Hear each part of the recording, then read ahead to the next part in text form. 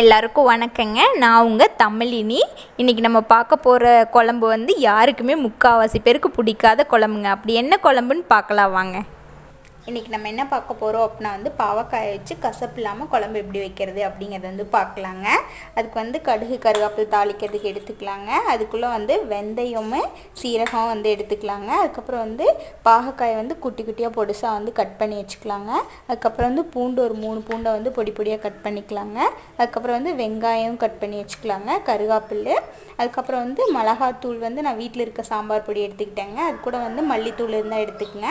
அப்புறம் மஞ்சத்தூள் இருந்தாலும் எடுத்துக்கங்க. எடுத்துகிட்டு அதுக்கப்புறம் வந்து ஒரு தக்காளி வந்து பொடிசாக வந்து கட் பண்ணி வச்சுருக்கேங்க. அதுக்கப்புறம் வந்து புளி ஊற வச்சு எடுத்துருக்கேங்க.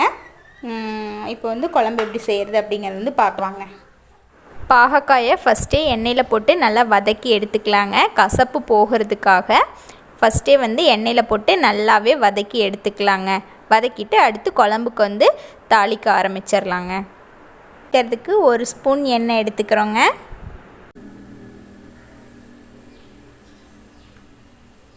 எண்ணெய் நல்லா காஞ்சிருச்சுங்க. இப்போ நம்ம கடுகு போடுறோம். வெந்தயம் சீரகம் வந்து போடுறோங்க.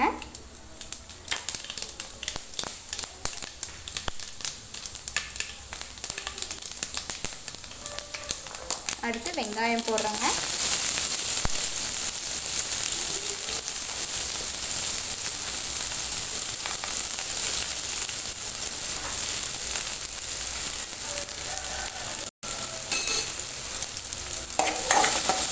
மிக்ஸ் பண்ணி வச்சுக்கலாம்.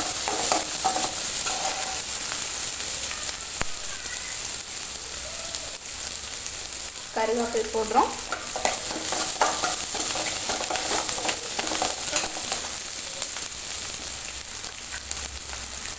பூண்டு போடுறோங்க.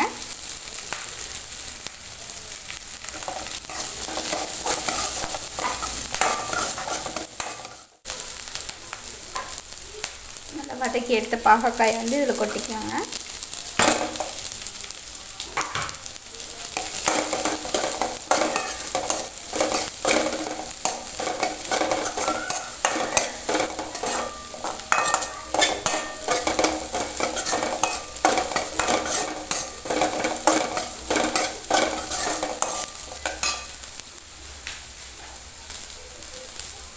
தக்காளி ஒன்று இருக்குதுங்க, அதையும் போட்டுக்கோங்க.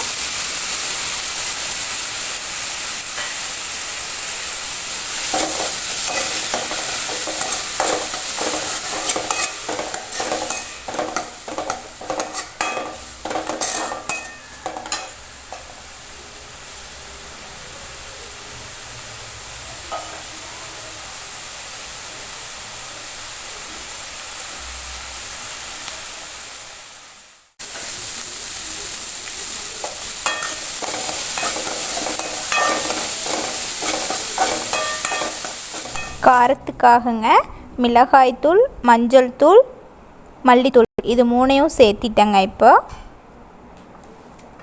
நல்லா வதக்கி விட்டுக்கலாங்க. நல்லா மிக்ஸ் பண்ணி விட்டுட்டு அடுத்து புளி கரைச்சி வச்சுருக்கேங்க. ஒரு லெமன் சைஸில் எடுத்து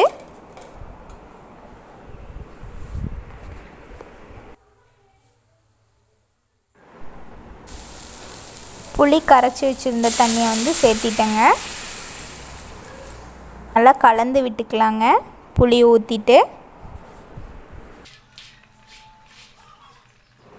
உப்பு தேவையான அளவு சேர்த்துக்கோங்க.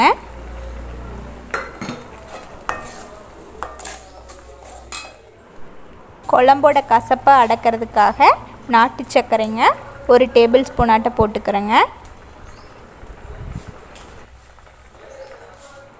கடைசியாக மல்லித்தலை போட்டுட்டுங்க ஸ்டவ் ஆஃப் பண்ணிடலாங்க.